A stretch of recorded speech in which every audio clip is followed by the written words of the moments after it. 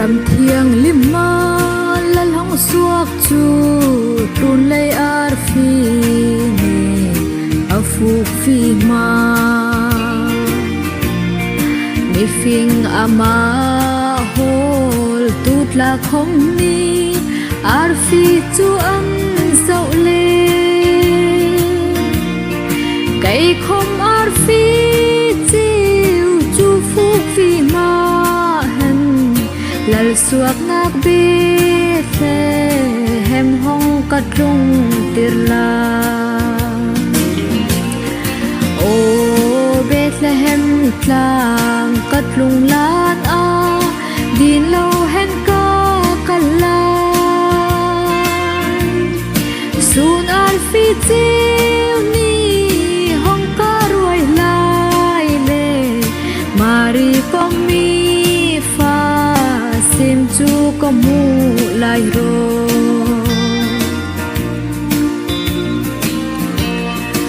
dung zal salem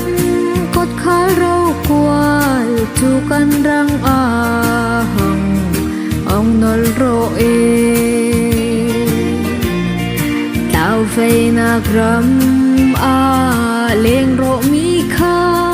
van khwa hong kan ting tir lom hen kan sak lai le thara suak ro tual hi zung sa la do ni tir khom ro se o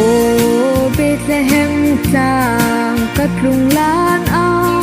tin lo hen ka kan la sun ar fi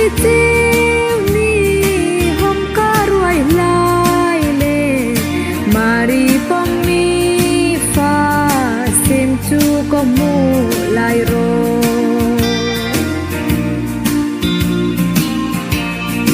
lom lo om lai ma lai thar chu van mi pi tla ni an hong then ro angai hen van khwa ari du bro trap hen tual an chon le dung zal ar fi khom ni a thol fi ma asuak ngak be the hem tlang o hong klung ro o Bethlehem tlang kat klung lan a din lo hen ka kala sun ar fi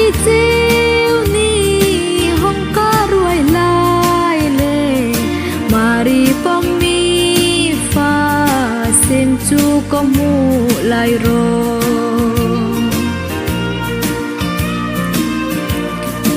o tu na hin kan kal bak lai mun thla hai lai kan phuk fi ma la tua lal tla ni a ma dau khom se mi pi tla zong khom ni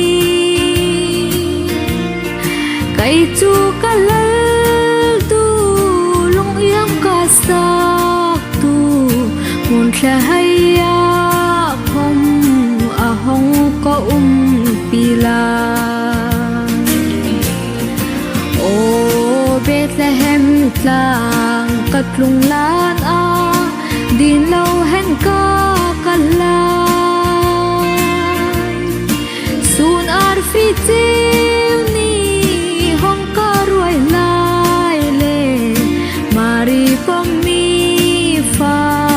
sim chu có mu lai ro